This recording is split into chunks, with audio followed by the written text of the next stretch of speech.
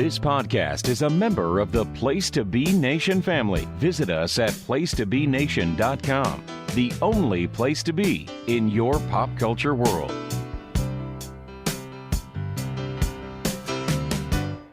Say PTBN, have you heard them yet? Oh, but they're so marked out. Jenny and the Gems. Oh, but they're weird and they're wonderful. Oh, Jenny, she's really clean. She's got electric boobs, the network too. You know I read it in the dirt. She's a hoe. Jenny and the Gems.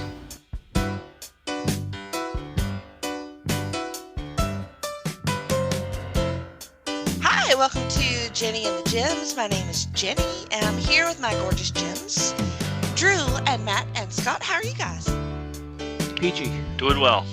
Merry Christmas. And Happy New Year. Happy New Year. Yes, it's Happy New Year on this. All right. Thank God. So we're finally going to wind down this year with another Hidden Gems show. So we are tuned to the Hidden Gems section of the award-winning WWE Network, and we are watching the ECW pilot from 11/28/1992. So we did a ECW focus show last time that Drew truly enjoyed, from what I recall, and With all my heart. yes. So I'm really curious on his thoughts on this show and ECW in general. Anyone have any epiphanies during this show? I mean, we can lead with that, or we can build to that. Well, my epiphany involves a match that happens on said show, so I will save mine for when we get to that match. Okay. Kind of mine too. Okay. It's a talking point related to the matches themselves. Okay. Well, y'all be sure to point them out for me, okay? So I really need to know. Scott, you said you pulled up some info on this show. What did you find out?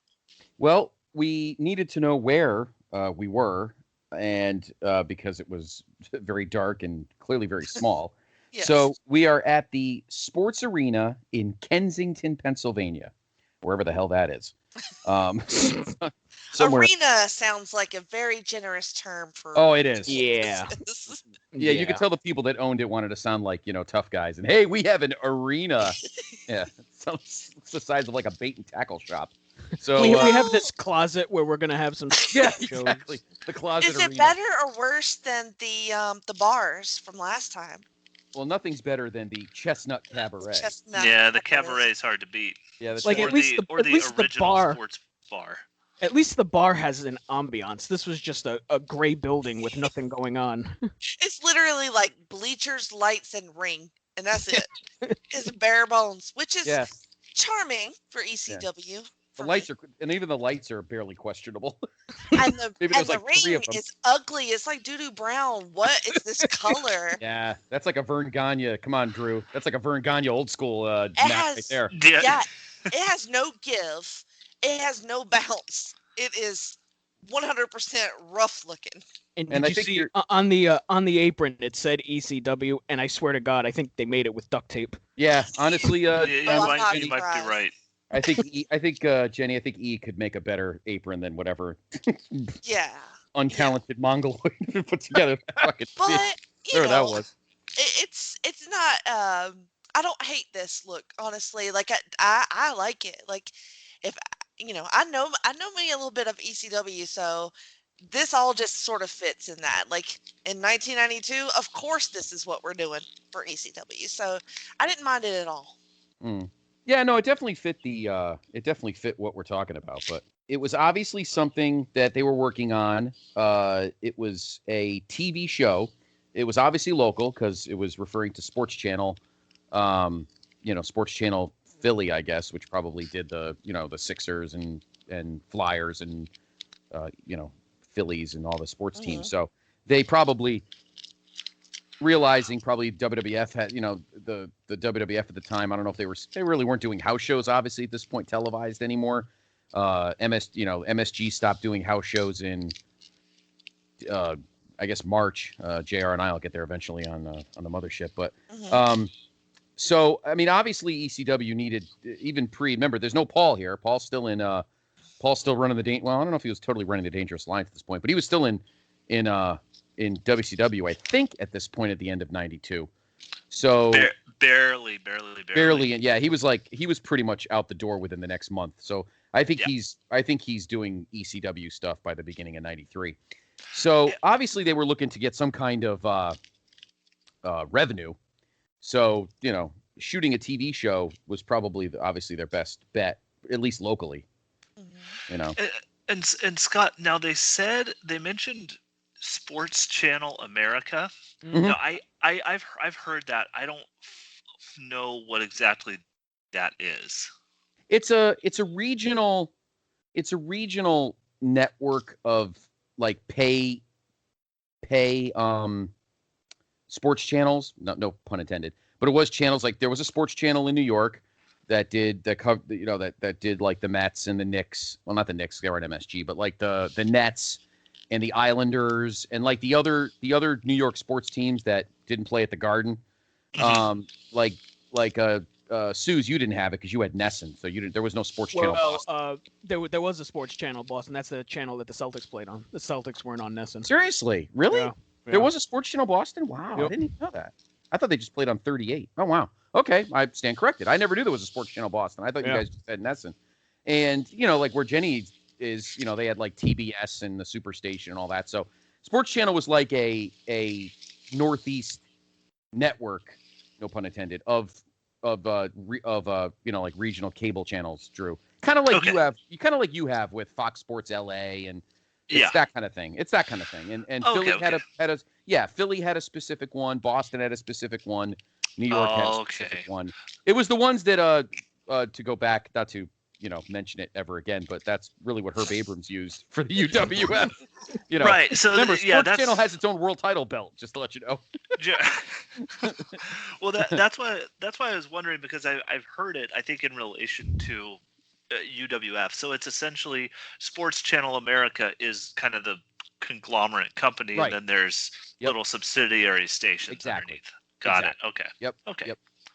Yep. So SportsChannel, Philly was probably doing they were probably working with Prism, so they were probably doing they were doing the Sixers and the Flyers and the Phillies, obviously not the Eagles because that's NFL, but like college hoops, Villanova, Penn, that kind of thing.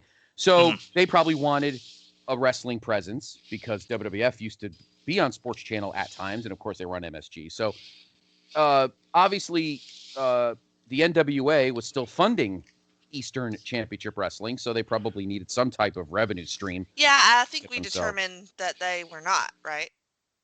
Funding. No, they really weren't. I mean, they were using. I don't even think they were a subsidiary, I suppose, but I mean, obviously the quote world title was in Crockett, or not even Crockett anymore, but WCW. So I don't know what their scoop was, but obviously they were Eastern Championship Wrestling. So I don't know if I know we talked a lot about this on the last show about whether they were an indie or not. I mean, maybe they were, I guess. I mean, it's hard to say. I mean, I don't know. Yeah, I mean, I feel like they were. Yeah, they probably were. They probably were an indie. So they probably needed some type of revenue, and obviously a weekly TV show was the way to go, obviously. For that. Yeah, making the killing. Killing. Yeah, obviously, because they bought 3 light bulbs. Right. And some second graders did the aprons. Yeah. So. All right, so we're going to start off with Jay Sully and Stevie Wonderful, who are commentators, and so they're just like against the blank wall, and they just run down the card. Jay in his bright red blazer and black tie, buttoned up, very neat looking. Stevie Wonderful, the very opposite of that, with an epic perm mullet and earrings in both ears. Quite the look from Stevie. He was like Great Value Diamond Dallas Page. pretty A much. little bit, yeah. Oh, Yeah. you see, well, I had him as great value Oliver Humperdinck. I was thinking Yes, that too. yes, I was thinking yes. that too. That's By what I the was going to shirt. say. Yeah, I was thinking that too by the shirt, but the perm fro was definitely The perm was DDP. great. But the jean jacket weird shirt combo was definitely Ollie. Definitely. I agree with you on that. Yeah, definitely.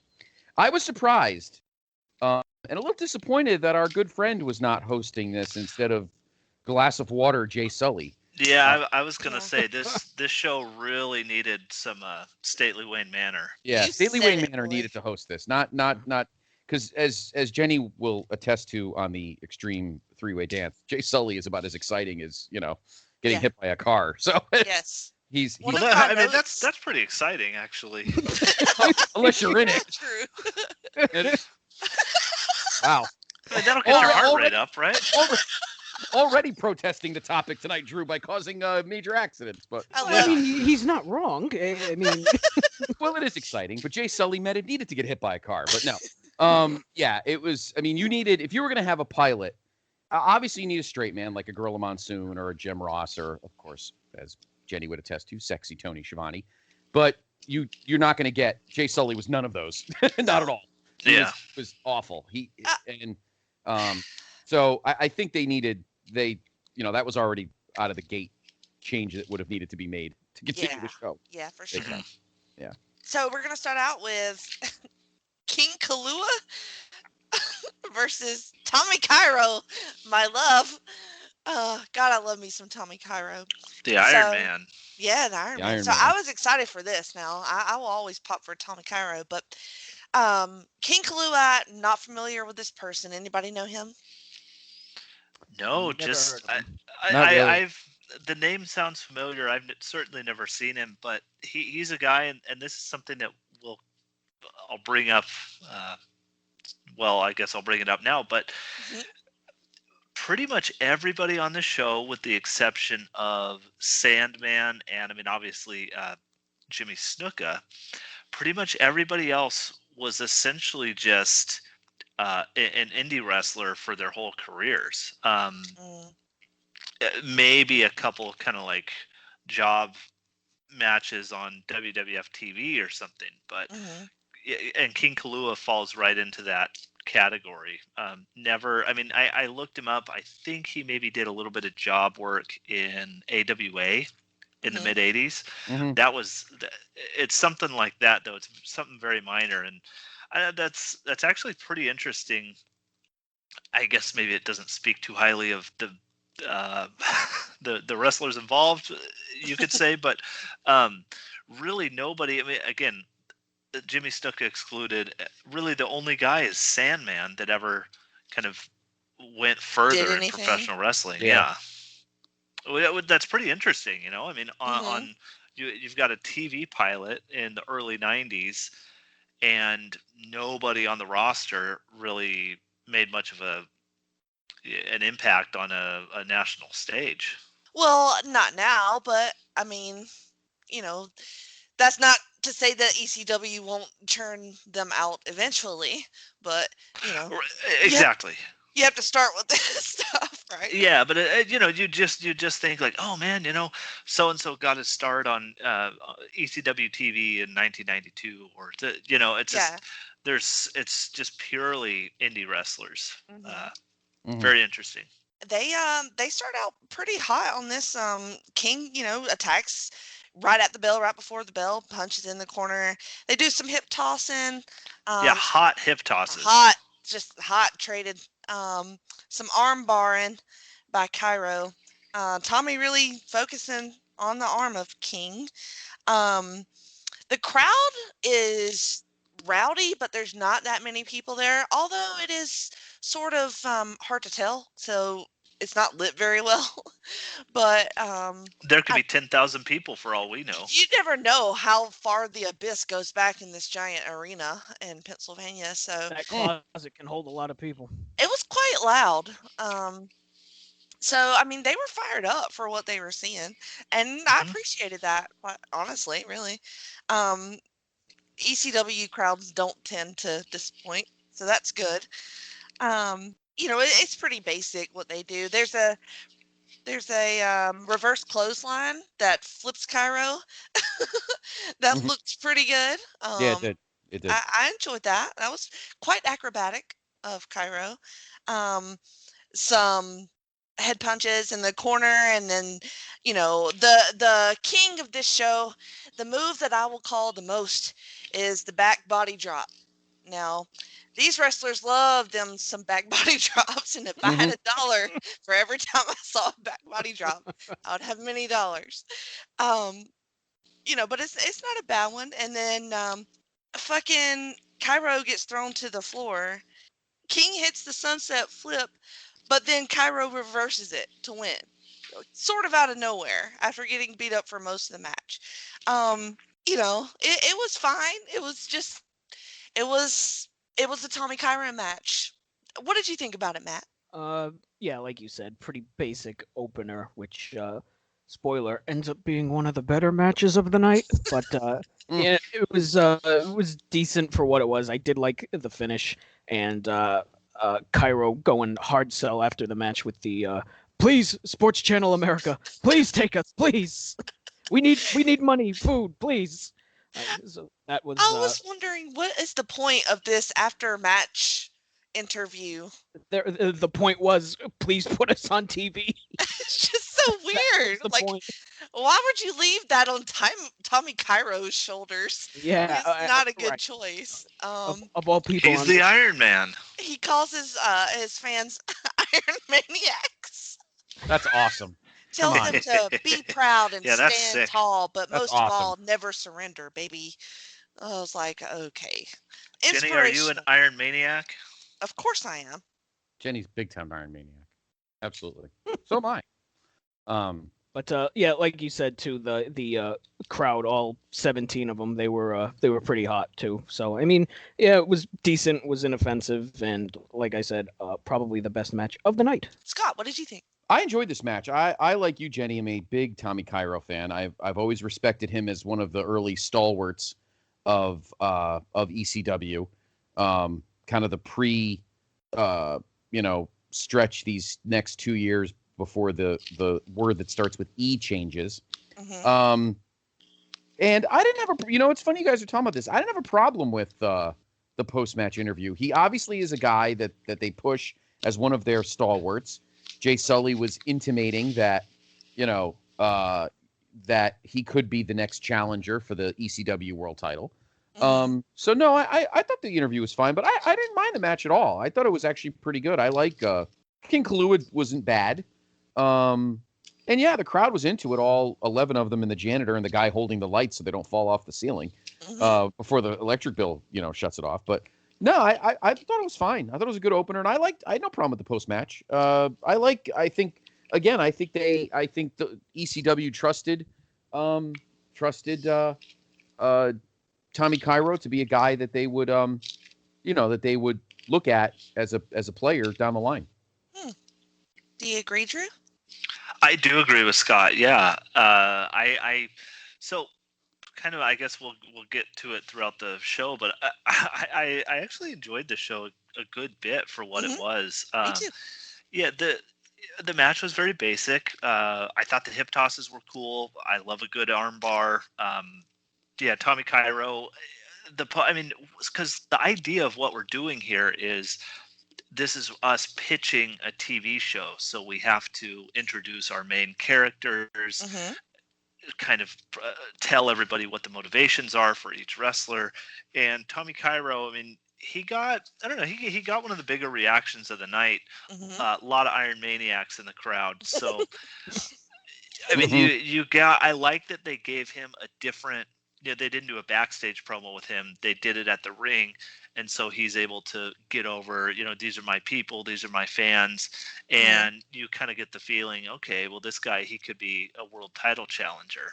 So it was all perfectly serviceable. And I think really, I love wrestling. My favorite thing is wrestling TV shows. I love a wrestling TV show. Watching it as like a television show with aesthetic and the studio setting or the arena setting, whatever it is, and kind of how the show moves more so than even the matches. I just like how a TV show is an all-encompassing, episode of Mm-hmm. wrestling. Mhm. And I thought this was all perfectly serviceable, and I mean, there wasn't much aesthetic. The lighting and kind of the vibe did leave a lot to be desired, as did Mr. Sully. But they made some mistakes here and there. But I don't know. I enjoyed this first match. Now it was in this first match that I had my kind of realization. So Oh, okay. I've been I've been working out this idea in my mind. So I actually want your guys' opinion, especially you, Jenny, since you've been watching a bunch of ECW lately. Mm-hmm. In this match, so the match style to me felt very Northeastern. It felt like a WWF style match. Mm-hmm. It was a little bit slower paced, Mm-hmm. a lot of like big blows, not a lot of like intricate mat work and fast paced, back and forth stuff like that. So Mm-hmm. the idea that I've been thinking about for a long time now is that ECW is a bizarro world WWF. Mm. And what I mean by that is, and like I said, I was finally able to articulate it, I think, with this match, in that the wrestling style and the presentation is actually very similar to WWF in that you're relying a lot on atmosphere, on aesthetic, on big moments, on big angles, on there's a lot of very heavy storyline driven stuff. You've got the really good technical wrestlers, but those are often, that's kind of pushed as a gimmick. Like Bret Hart, his gimmick is he's the best wrestler. You had on ECW, you've got like Dean Malenko, Eddie Guerrero, Chris Benoit. Those are kind of gimmicks that they are the best wrestlers. They're the good wrestlers on the show. You know what I mean? Right. So I don't know. I'd like your guys' feedback on that. What do you? Am I way off on that? Do you think? Do you mean bizarro or do you mean great value in that? Because I feel like that's two different things. So, like, do you think that they are trying to emulate this style, but just not doing it as well? No, I Okay. think they're doing it, and not in 1992 necessarily, but Right. in like 1995, 96, they're doing it just as well, and they're just as effective as WWF. But where WWF is historically appealing to a greater, larger audience, a younger audience, they're looking for mainstream appeal. Everything Right. is really slick, Mm-hmm. really bright, like A+ production, top of the line, everything in Mm-hmm. front of 20,000 people, 60,000 people, whatever it is. ECW is going the exact opposite way, and they're saying we're the underground, we're the Mm-hmm. gritty, realistic, bloody, nasty, real, like a lot of adult themes, Yeah. that kind of thing. But if you boil it down to like the philosophy of a lot of the wrestling and a lot of like the presentation, I think they're almost identical. I don't know. Um, What do you think? you know, to me, I think it's also a geographical thing because Northeastern wrestling has that kind of look that's different from, Yeah. say, Southern wrestling, and I think that's always been something. After spending an entire year watching WWE matches, and now spending an entire year watching, NWA, WCW matches, I definitely see a different way of thinking, and not only the in-ring, but the production value Yes. of television. Mhm. A WWF show, and I trust me, we've watched zillions of them. Whether it was Dunn, Bucktooth, Fuckface, or any of these other, or anybody before him, shooting crowds and shooting aesthetics and lots of graphics and that kind of stuff. Whereas Southern wrestling, whether it's WCW or Mid South or any of those, they're very ring centric. They like shooting the match. And it's funny because watching this show is different because honestly, other than the ring, there ain't much to look at. So so you are staying focused on the ring action. But having said that, I do agree that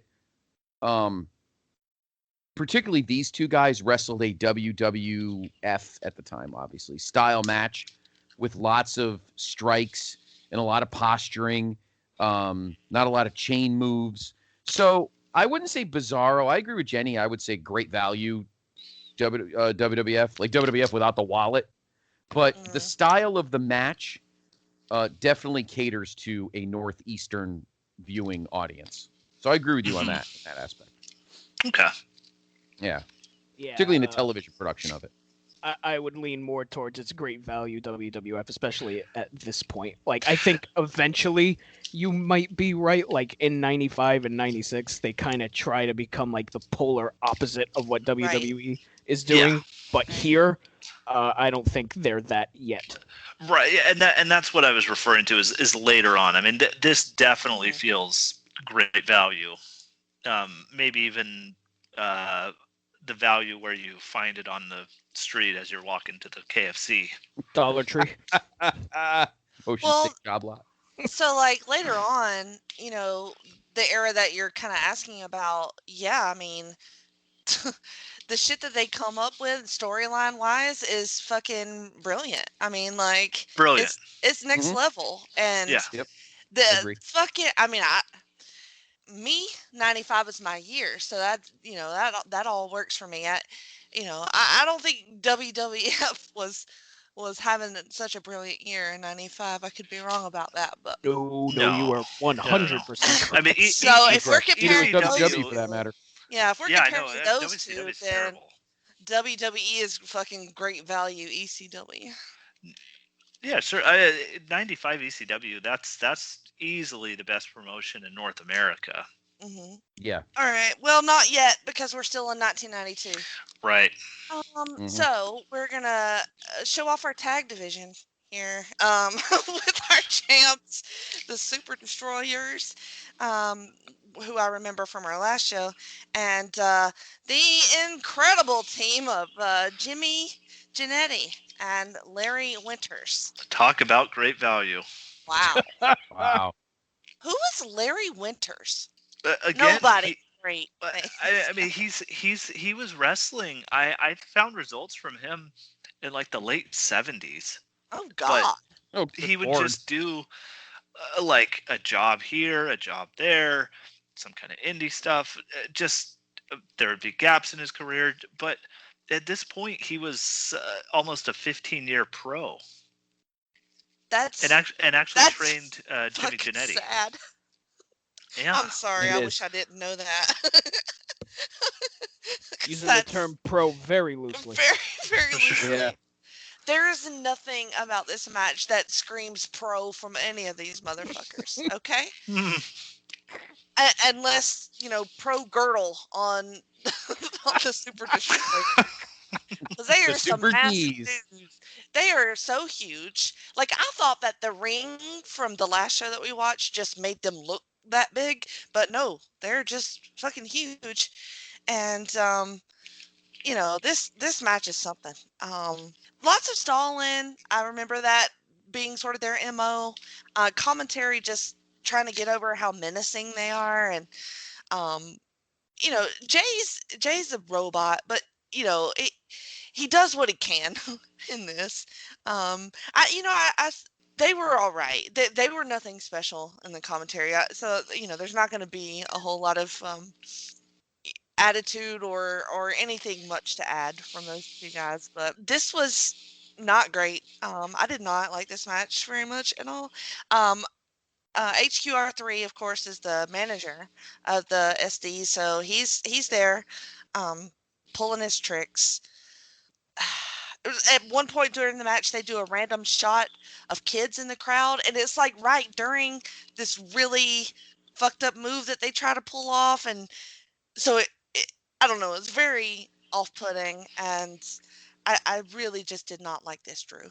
Yeah, fair enough. I thought it was fairly inoffensive. I liked that they were trying to work a big man versus big man power moves versus quickness match. It was not executed the best, but the 10-minute draw kind of came out of nowhere. Oh God, I didn't even get to that yet.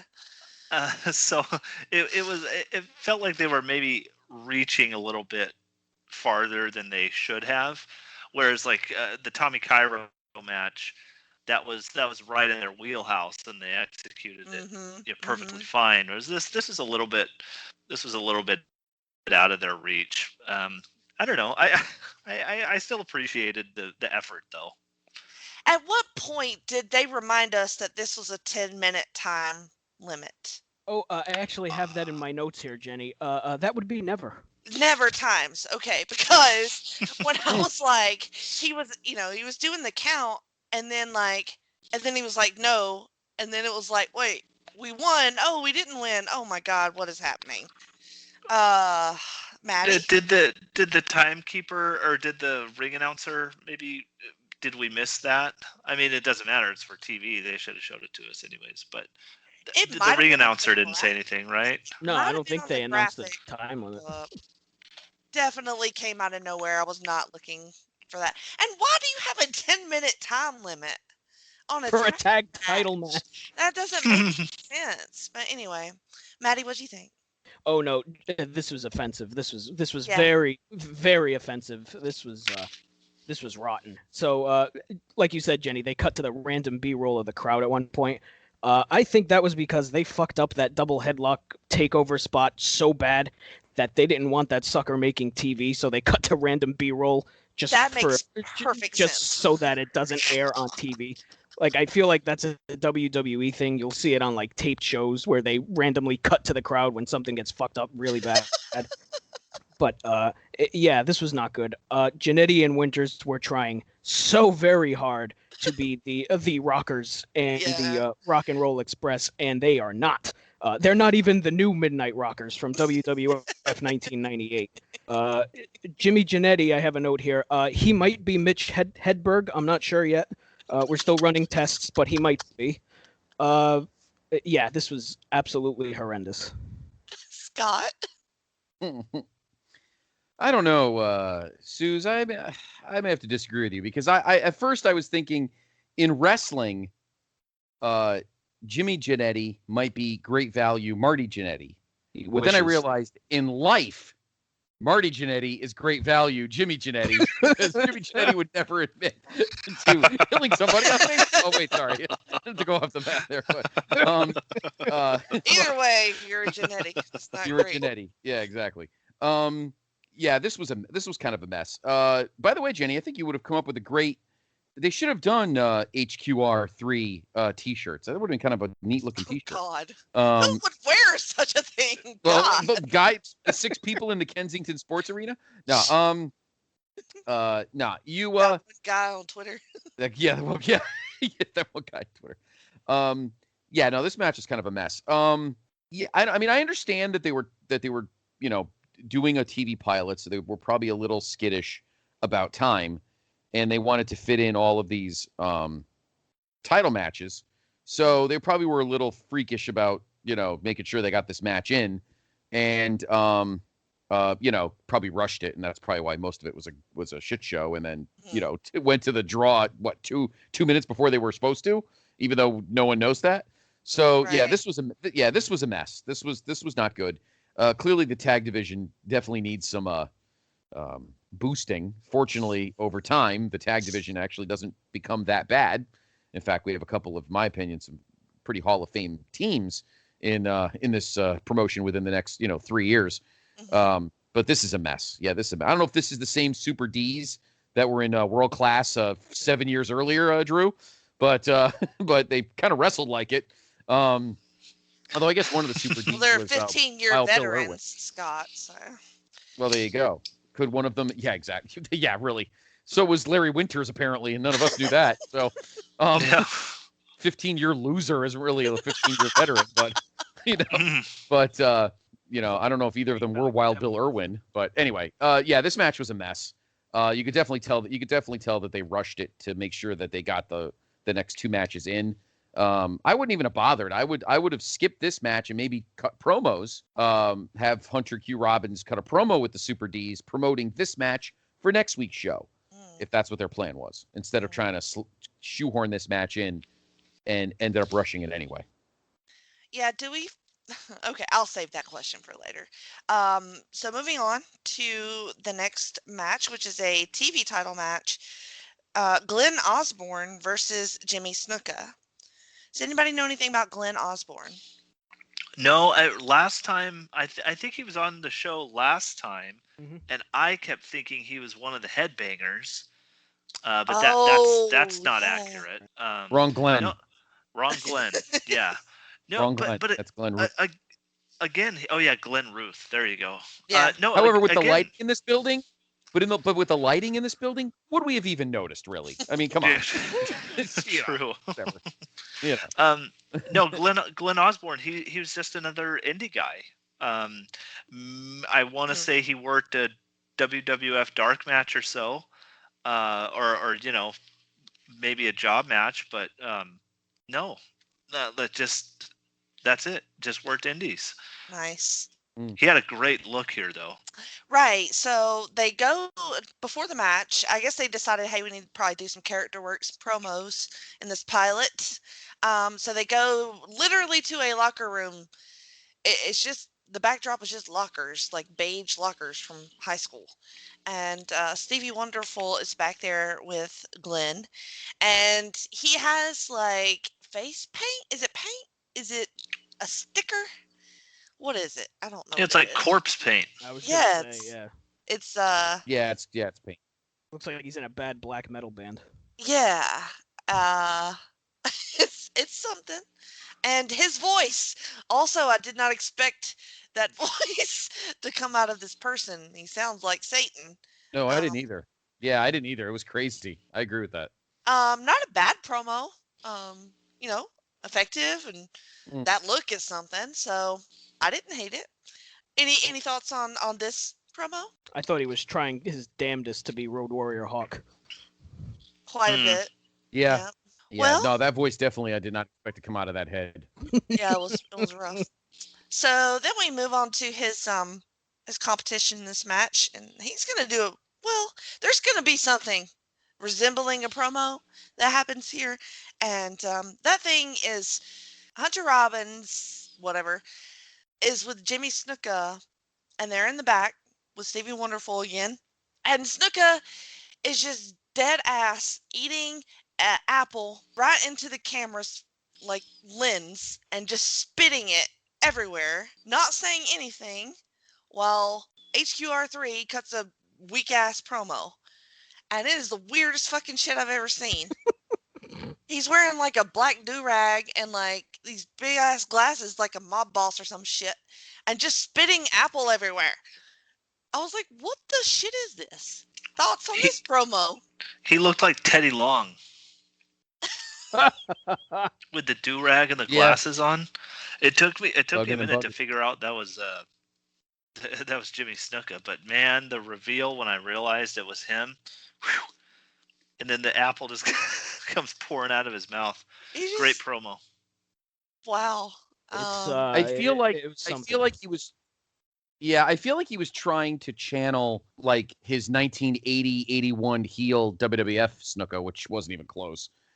This was just lazy. Or he was high, which wouldn't surprise me either. Yeah, I was gonna say it seemed closer to like a pilled out superstar Billy Graham, like Kung Fu Billy Graham promo.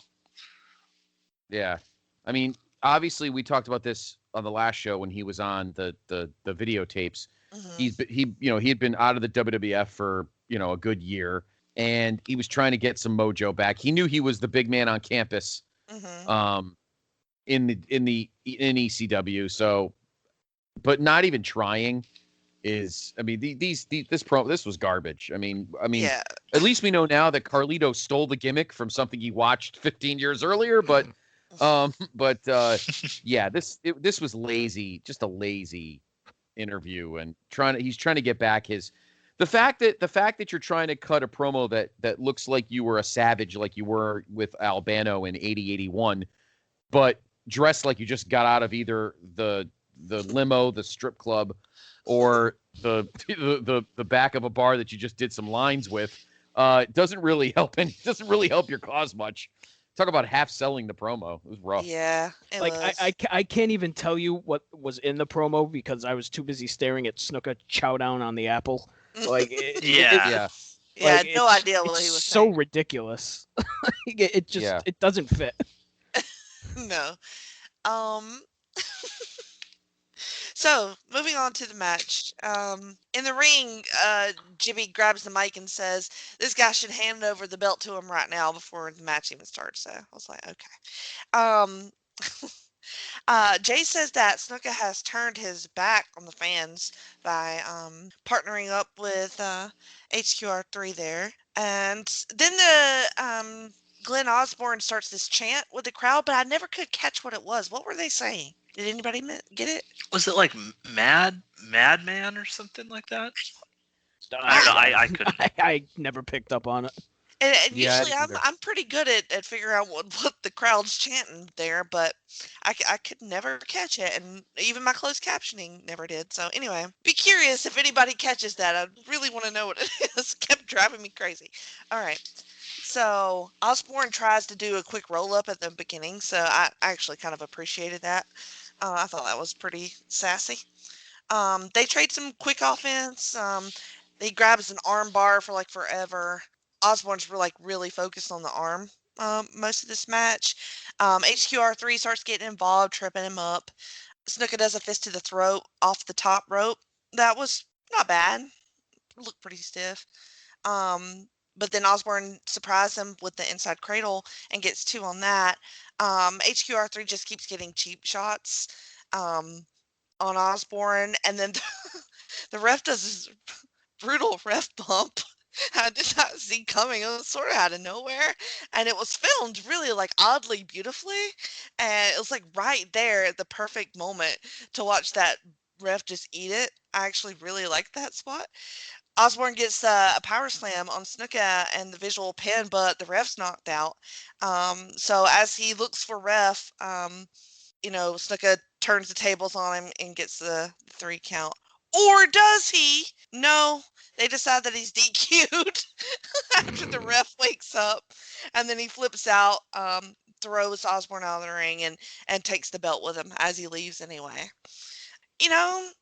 I thought this match had a lot more attitude, a lot more fire than what I've seen so far. The wrestling was what it was, but I enjoyed this. I thought Osborne was not bad to watch, and Snuka did all right, so I didn't hate it, Maddie. Yeah, I thought this was pretty decent too. But the one question I had, and maybe I just missed it while taking notes, why did we DQ Snuka?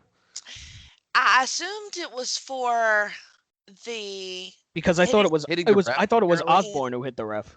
Was it Snuka? Yeah, according to it says here, Snuka initially won the match and title at 8:41 with a roll-up into a bridge, with a second referee coming out and counting the pinfall. Moments later, the initial referee changed the call after Snuka collided with him prior to the finish. Oh, Yeah. okay. So I had it down on my So notes. it's not. Okay, It's not. It was not the. It was not the. It wasn't shoulder the block. bump. Yeah, No, it wasn't the bump. was, No, yeah, it was something else. it was after. Yeah, Okay. But still I weak thought though. right. I thought the crowd was pretty good, and I thought the crowd actually helped this match a lot. Like I think with a dead crowd, this match wouldn't have I wouldn't have enjoyed this match as much as I did. But yeah, I thought it was pretty decent for what it was, and I like in theory that they have a big star like Snuka coming in for this TV pilot. I like that in theory, but as we saw with the promo, may not work in execution. But this was pretty decent, I thought. Scott? Yeah, I mean, it was smart again to have a guy like Snuka on your roster, at least for star power. He doesn't bring much of anything else. The match really wasn't bad, and I got to be honest, Glenn Osborne was not the worst worker in the world. He, like Tommy Cairo, he had charisma. Mm-hmm. yeah, He did, and like Tommy Cairo, I think he gets that crowd and kind of gets the mood of the room. So I got to give him credit for that.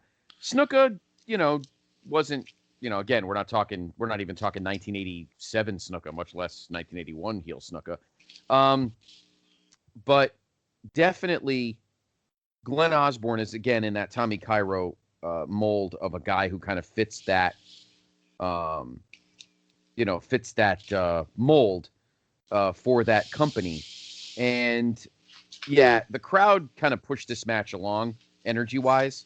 Things at the end were pretty confusing, but obviously they didn't do any title change. I thought they were just going to keep the belt on Snuka and make a big title change, but they didn't do that. But I'll be honest with you. I would have been happy. If they ditched the tag match and gave this more time. I bet you it actually would have been a better match. Yeah. Mm-hmm. That's in my opinion. I feel like it was probably quite long enough. A perfect amount of Snuka. You know what I mean? Drew, what'd you think? Yeah, what I was gonna say was this because Glenn Osborne so far, I think he has had the most crowd reaction. I mean, maybe even more so than Tommy Cairo. Yeah. I think, and at least he's a more attractive character. Where if you're you're checking out this new wrestling TV show and you see Glenn Osborne and Jimmy Snuka. I think that's more appealing, or at least it's more attention grabbing. So I think they should have ditched the tag match, or you know what, keep the tag match because that was the only one on the show. You need a tag match on the show, but just switch the order to where this opened the show. I think that would have been a good way to get the crowd hot from the start, and like this is our TV show, this is a new promotion. This is the match. This is what you can expect. And you've got, Jimmy Snuka and you've got Glenn Osborne and he's got this crazy gimmick and the crowd loves him. I think that would have been pretty cool. He's a guy.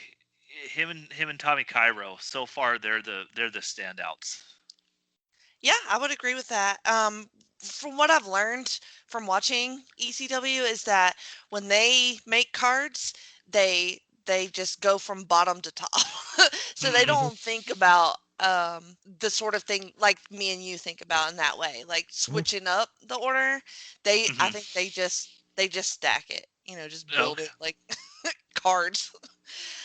Some of those opening matches on those ECW 95 shows. Right. Yeah. Not great.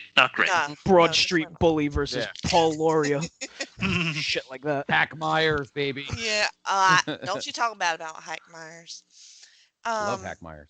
So, moving on to our main event. Excited for this one now because we get the champion, the Sandman, the Surfer Sandman versus Kodiak Bear, who I also recall from our previous show and was excited to see him back. And this is really the first time that I've seen Surfer Sandman, because he's already sort of pretty much past this gimmick when I met him in my watching. So this was like a treat for me. Super, super loved Surfer Sandman. And he is with his love, the Lady Peaches, who I extremely popped for because I'm obsessed with Peaches.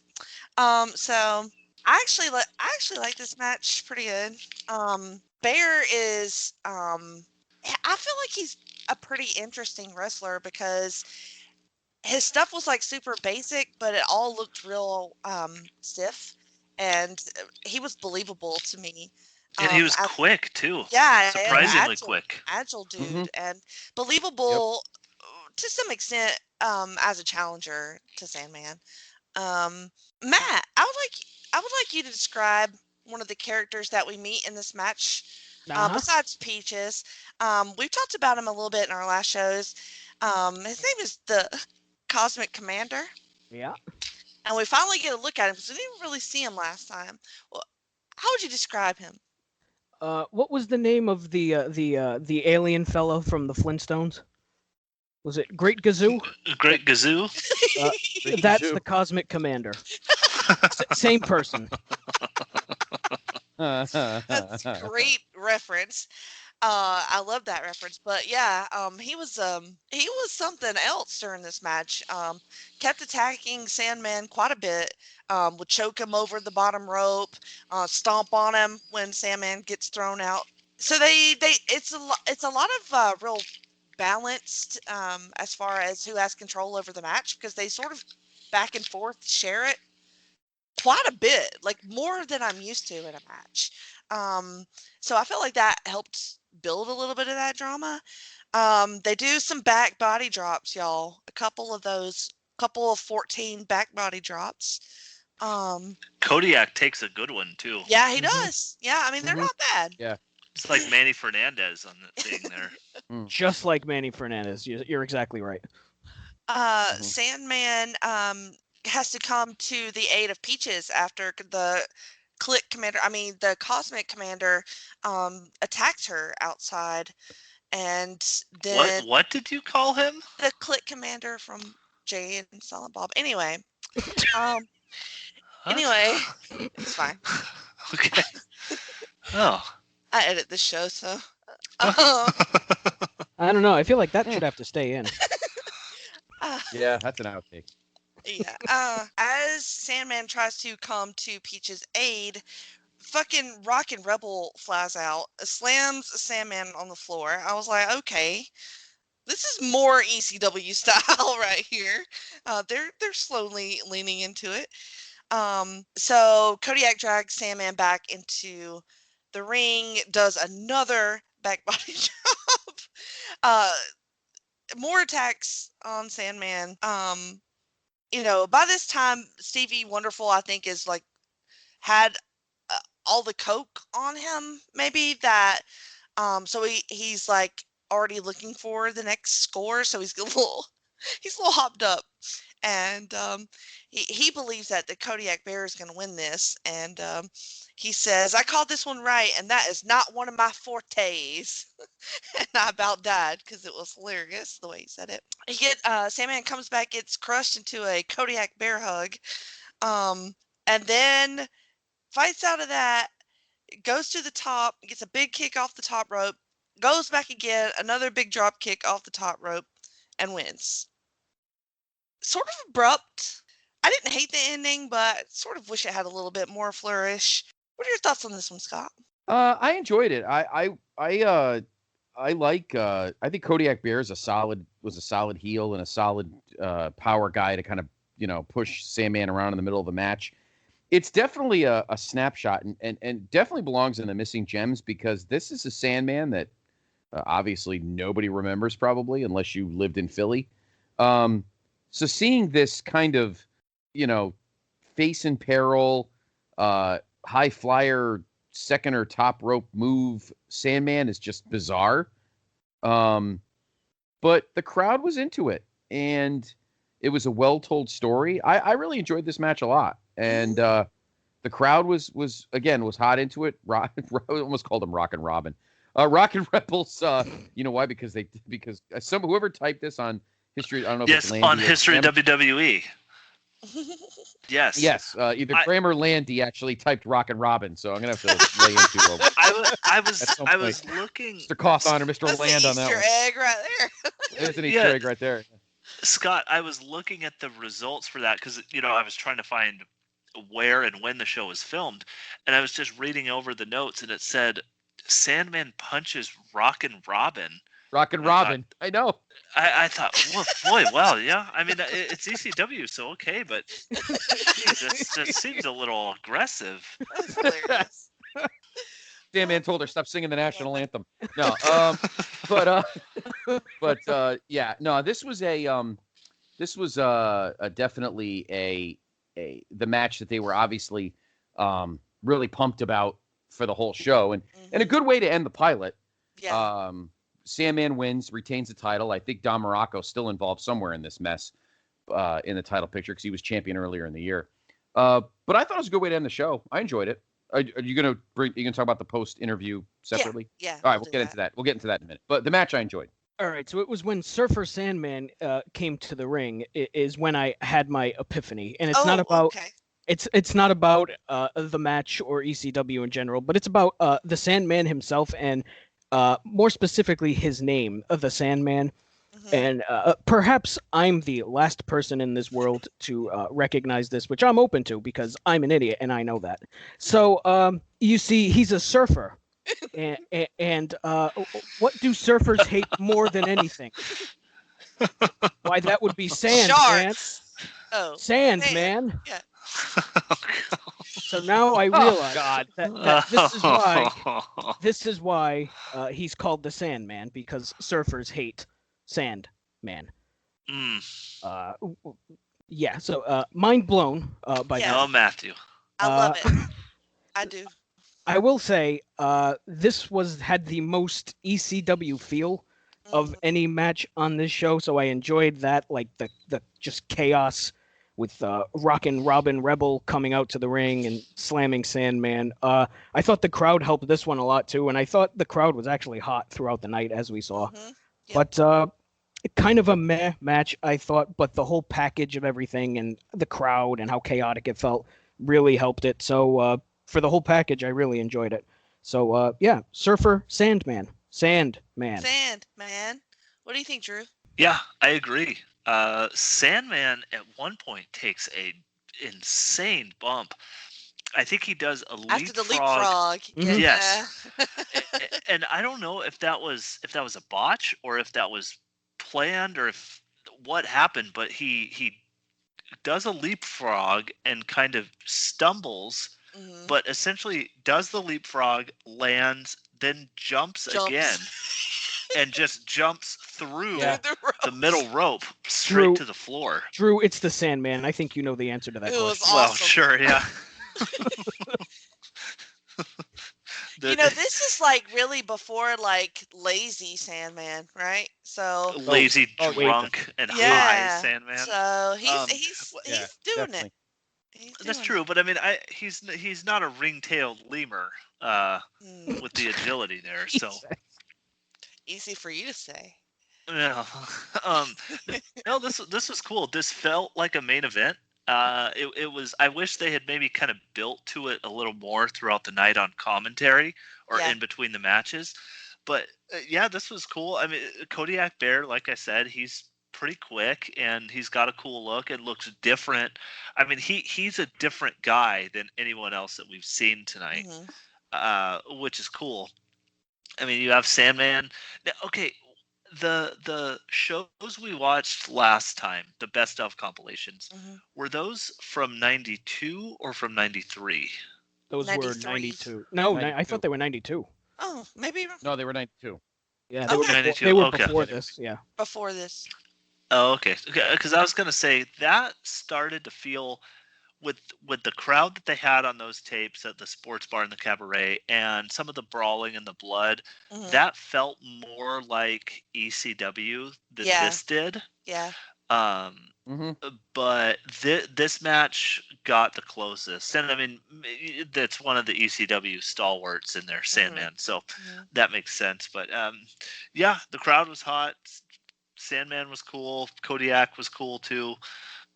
Yeah, this was good. It's a nice little show. 45 minutes, or an hour long, like self-contained episode. It wasn't quite, Nitro from the Mall of America, but I think there's something here. I think you can kind of dig around and find like little bits of spark here that they're onto something a little bit. I agree with that. Imagine a Wayne Manor or something on commentary. Yeah, see, that would have really what we're missing here. Yeah, there's no yes, doubt and about that's that. that's not just because he's a close personal friend of the podcast. Right, exactly. Not at all. Exactly. Yep. So to wrap this show up, we go back to the locker room and we're gonna have a a promo with Sandman and Stevie Wonderful, but then Rebel comes in and chops the ever-loving shit out of Sandman's chest. Yeah. I went, what the fuck, man? Just attacks him, and then they brawl in the back, and then Jay and Wonderful close out the show by just sort of recapping everything. Any thoughts on this final bit? It was cool. It sets up a new challenger. Mm-hmm. And or a new feud, or progresses the feud. I guess I actually think that we weren't quite sure what the history was between Sandman and the Rock and Rebel. Mm-hmm. So I wish they would have done a little bit more to clarify that. But I mean, it was a cool, chaotic backstage brawl that kind of leaves you wanting more on a little bit of a cliffhanger. Right. So Right. Yeah. Mm-hmm. Okay. So let's do our awards. Let's see. We got the Diamond Award. So this is favorite match, and I got to go with the main event. Me too. Yep. Yeah, I'll go with the main event. I talked myself into it. Kind of, there are some options here, but I feel like that's probably it. Cubic Zirconia for least favorite match. That is the tag match that I can barely bring myself to describe. The tag. Bad is how I would describe it. Yeah, the tag match. Yeah, terrible. Yep. Ruby is the MVP, and you know what? I'm giving it to Surfer Sandman, because how could I not? He's the champ. I agree. I'm gonna go with Glenn Osborne, actually. I am too. Actually, I'm gonna go Glenn Osborne too. Yeah, I thought he really stuck out. I knew Sandman was gonna. Yeah, and I think we all knew Sandman was gonna put on a good match, but I had no idea that this guy was gonna actually hang with a future WWE Hall of Fame murderer. So how awesome! How great! Wow. All right. How awesome is that? So. Opal for various. So a couple of highlights for me. Peaches, of course, and the legendary Tommy Cairo. My first experience with Surfer Sandman. Back body drops, always a highlight. And how could I ever forget the Apple promo? What about you, Scott? Yeah, the Apple promo just blows my mind at how ridiculous it was. But yeah, I got to go back to the performance of Glenn Osborne. It, not only a fairly decent promo, but wrestled a pretty good match. So that stood out for me that they have a pretty good TV champion. Obviously their main event picture is good. Sandman's a great champ. Obviously Glenn Osborne's a pretty good champ. But the tag division, definitely, they're still trying to work out the kinks. But at least they've got the upper half of the singles card in solid shape. Maddie? My one Opal Award is going to the poor, miserable janitor who had to clean up the apple bits after they fell out of Jimmy Snuka's gullet. Oh, no. That poor son of a gun. If only we could have seen that in the pilot. It's the same janitor who was carrying the mop in the bar. This poor guy. Yes. Cleaning the fluids from the Chestnut Cabaret. Yes. What do you think, Drew? I have to go with the Apple promo. Yeah, that was too hot to handle. I did have one question. Did anybody catch the name of the referee? It was Jim Molyneux. It was Jim Molyneux. Mm-hmm. Oh, I thought they were saying. I thought they mentioned Joe Savoldi at one point. I think he was at the beginning. Okay, so that was that a referee or was Yeah, because I recall that name too. I was like, that's an epic name for a fucking. Well, now is that related to the Savoldis, the wrestling promoters, the Savoldis? Do you know? It's funny, Drew. I was thinking that. Uh-huh. I'm not sure. I think that was the only match that guy did. I think Jim Molyneux pretty much did the rest of them. Yeah. Mm-hmm. Okay. Yeah, the Savoldis. You might be onto something there, actually. Because okay. Yeah, I mean, I just know somewhere in the Northeast, but I'm trying to figure out again, kind of who was in charge of ECW at this point, because our man Stately Wayne kind of clarified a couple things. And I do think they were part of the NWA at this time. At least that's what Cage Match has told me. But I don't know if I want to say Todd Gordon was not yet in charge, and there was someone else running it, and I just wondered if that was maybe the Savoldis or didn't what. we see Todd Gordon previously? Yeah, he was on the best ofs, but I don't know if he had any semblance of power or whatnot. Yeah, but I he want was to definitely say there. Yeah, because I'm just trying to think, because I know remember Stately Wayne, gave us some information, and I just can't remember quite what it was. And this whole time period of ECW is very confusing to me in terms of who's running it, if it's or if there's an NWA affiliation, all that stuff. So the Savoldi name just stuck out to me. So I don't know if that's, I don't know, maybe Savoldi is a very common name in the Northeast. I don't know. That's got to be it, right? Yeah. So I do just have one more thing I want to mention briefly. This, I mean, it was a fun show to watch, but I don't know if it was a quote unquote great show. Mhm. But like, were any of you surprised that Sports Channel Philly didn't pick this up? When you look at Yes, I am. right, because when you look at some of the stuff that airs on some of these channels at like 2 or 3 in the morning, it's fishing shows and Ron Popeil infomercials. Like, they could have found a spot for this, I would think, right? Like, throw it on at a Wednesday at midnight or something. Like, Yeah. on some local affiliate. I don't know. It was interesting. I think if it had come along at a different time, they would have. But 1992, the business in America is starting to take a dip, and they probably just figured, it's not really worth it at this point. Yeah, so I thought that was interesting that they didn't pick this up, because I mean, it wasn't a great show, but it was entertaining. So yeah. I would recommend it. It's easy to watch. If anything, just watch the main event. But I enjoyed it quite a bit. And 45 minutes. Yeah. I mean, it took me at least 2 years to do that, but for a normal person, it'd probably be fine. All right, before we go, what would you like to plug, Scott? Oh, well, you could find me on Twitter at PTB Podfather. And, of course, along with this show, check out all the wonderful things on the PTB Wrestling Network. 2020 was maybe a bad year for everything else, but a good year for the feed. And 2021 is going to be even better, so check everything out. Awesome. What about you, Maddie? Oh, God, I've been on so many podcasts in December. I don't know what to mention. Oh, yes. I'm so popular. Oh, I've just got so much going on. It's so hard for me. Eat the sand, man. Now, smartass, if you'll let me finish. The easiest way to find my 10,000 podcasts, Drew, would be to go on my Twitter at msouza1991. Just follow me there. I usually share all of them. But I will just mention quickly, my show, Piece of the Action, had 2 episodes of that in the month of December, 2 group watches of Rocky IV and Die Hard. Jenny, you were on the Die Hard one.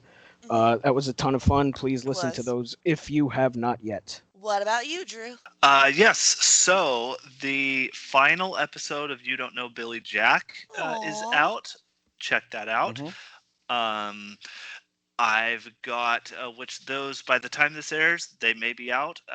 Countdown, my top 100 WCW matches. Chad Campbell and I are doing that together. Nice. So be sure to check that out as well.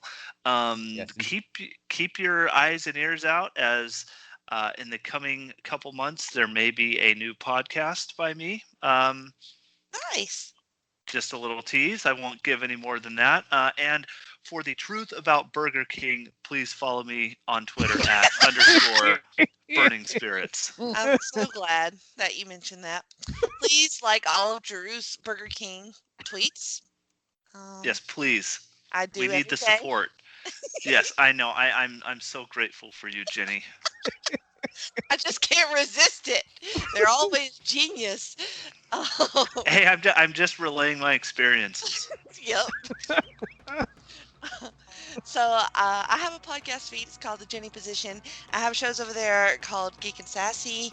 You heard about Pluto, Talking Pop, The Journey Through Infinity, which we will have a new one of very soon. Also, you can find me here on the wrestling feed with PTB NXT. We should have a new one of those coming soon as well.